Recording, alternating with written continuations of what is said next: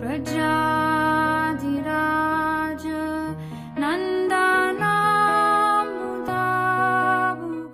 are in the last session, and we also need to wind up some of the issues and topics we discussed. There was a question by Kaunteya Prabhu about how this fact of using the local cultural capital applies in the West. As a general answer, I would say that yes, we stress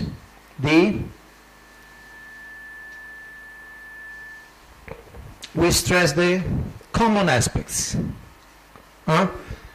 and in fact there are many common aspects between Krishna consciousness and everything else, because Krishna consciousness is Sanatan Dharma, so all dharmas which are bona fide, obviously they have some connection, some strong connection, even if the artifacts, the external aspects may not be very similar. So I found something the other day, and Srila Prabhupada writing a letter to Sally Agarwal. Remember the famous Sally Agarwal in Butler, Pennsylvania, wife of Gopal Agarwal.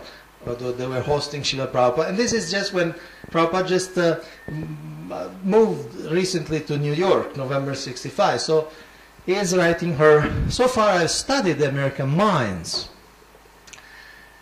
So far I've studied the American minds, they're eager and apt to receive bhakti cult of Srimad Bhagavatam, because the Christian religion is based on the same principle.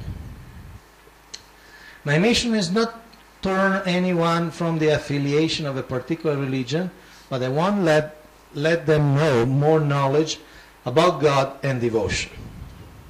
So, and Srila Prabhupada in many conversations stressed how there is no difference in the basic teachings, how Jesus Christ is our Guru, and many people felt comfortable with that.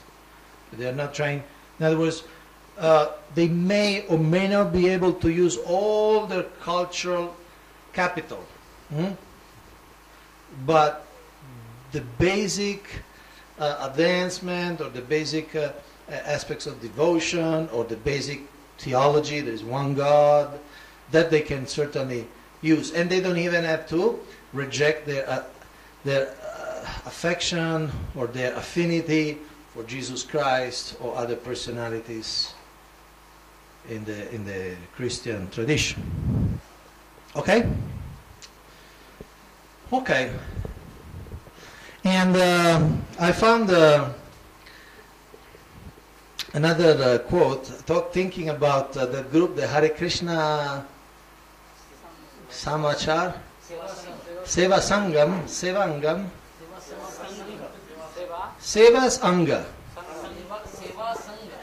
Sang, sorry. So the Hare Krishna Seva Sang. You were talking yesterday about this unity in diversity, how to deal with them, and so on. And I found a quote, but it's a different quote, because this is Srila Prabhupada is talking about the hoodlums. Hoodlums? What do you call hoodlums? Huh? Yeah, almost. So I'm not comparing them to gundas. Okay, I'm not, absolutely not. But there is a letter in which Srila Prabhupada tells a devotee how to deal with some hoodlums. Hoodlums, you say in English? Hoodlums, gundas. And there may be some element that we can find some inspiration. Although I'm not comparing them. I'm just highlighting the Srila Prabhupada. Okay, this is a letter to Amsaduta, 14 September 1972. Can you read it? What's happening? Can you read it? To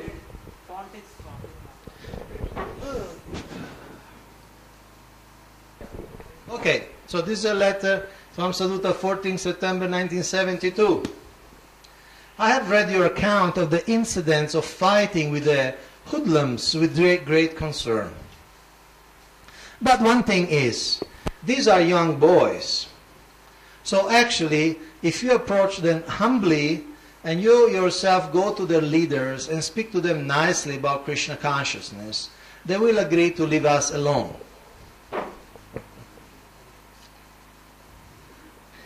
That I think. But if you have big armed confrontation and show strength, there will be continuous fighting, more and more. Better to resolve the whole situation by approaching their leaders at once and reconciling everything with them by bringing them prasadam and other nice gifts. And then Srila Prabhupada gives another option. But if you think buying a shotgun is necessary, that is all right. We have to defend Krishna's temple if it comes to it.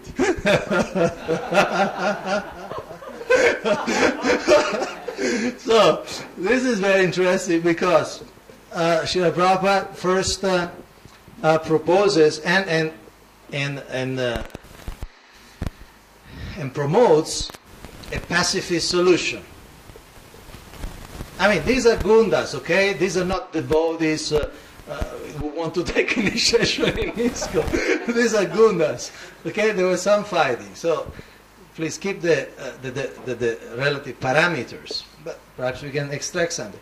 So these were gundas. And Prabhupada said, no, they're young people anyway, so go there, bring gifts, bring prasadam. And these people just fought with the devotees. And they said, okay, so bring prasadam, let's play, and then they'll be okay. No?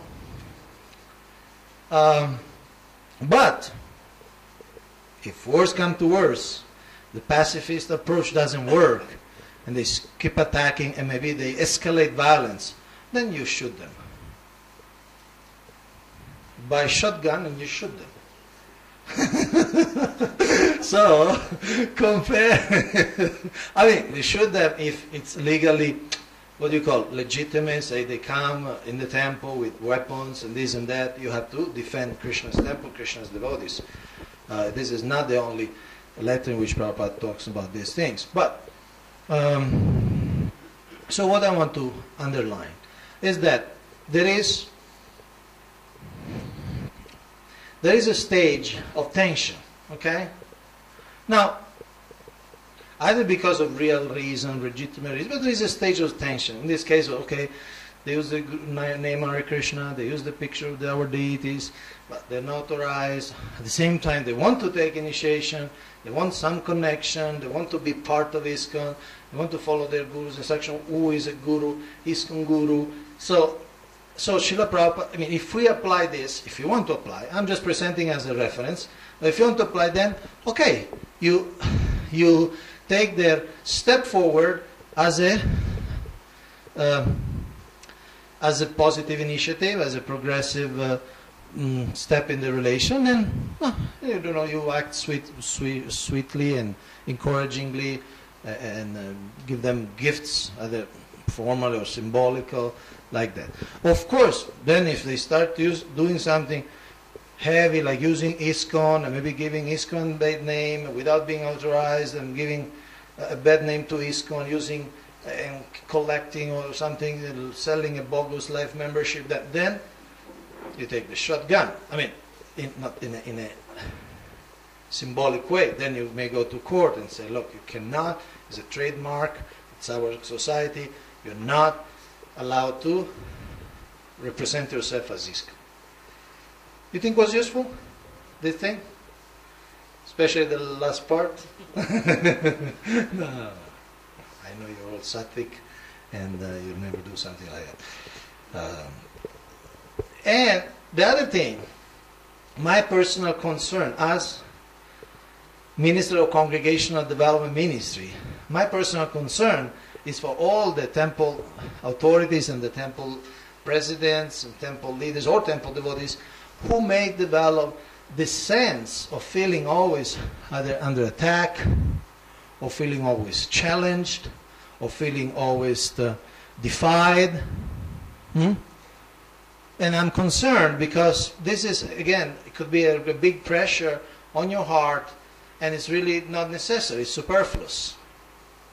In other words, don't take it personally if somebody feels an inspiration to practice Krishna consciousness and spread Krishna consciousness, even if not directly under your guidance. First of all, what to speak in this case, they have another ISKCON guidance, they have an ISKCON guru who is guiding them, and Bombay is a big city. We saw how Srila Prabhupada wanted thousands of temples. So don't take it personally. Don't imagine that, no, unless their bhakti goes through the temple or is directly under the control of the temple, then it's not real bhakti. It's kind of some sort of false manifestation of devotional service, which is not. So I'm concerned about you, okay? And I'm concerned if you take harsh decision, but if you make big armed confrontation and show strength, there will be continuous fighting more and more. You relate to that?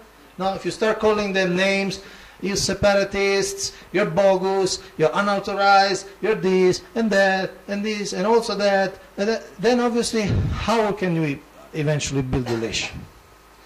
There will be, maybe the whole generation is spoiled. I mean, the relationship is spoiled for the whole generation. So sometimes it's better to, look at this case. What the Vaishnavas have to do with these gundas and go there, give gifts? But Srila Prabhupada said, I think this is the way to deal with them.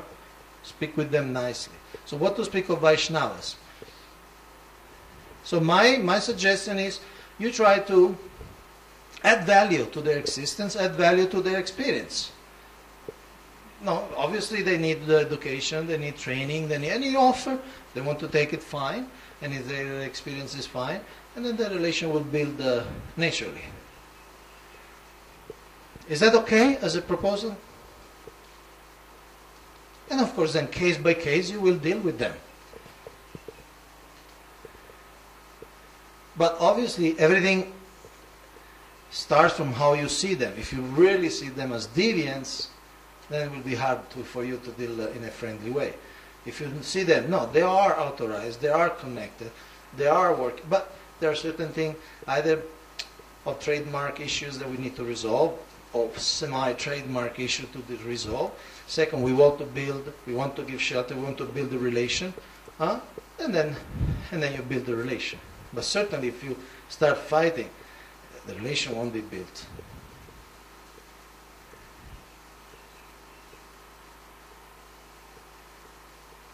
So, continuing with this topic, because I noticed that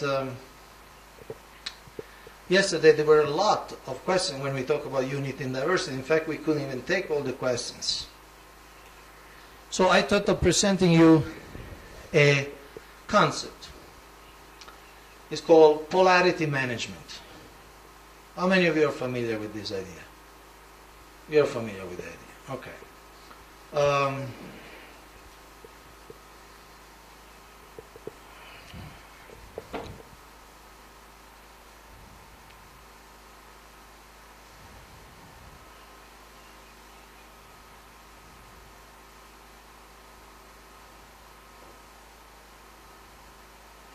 Obviously, this does not only relate to congregation or community building, but it can be applied maybe in many other aspects of your life. Just when you thought your problems were unsolvable.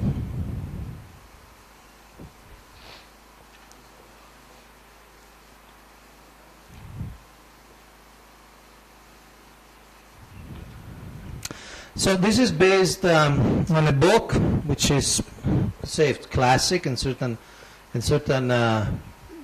circles of scholarship or management, by Dr. Barry Johnson, and the book called Polarity Management, Identify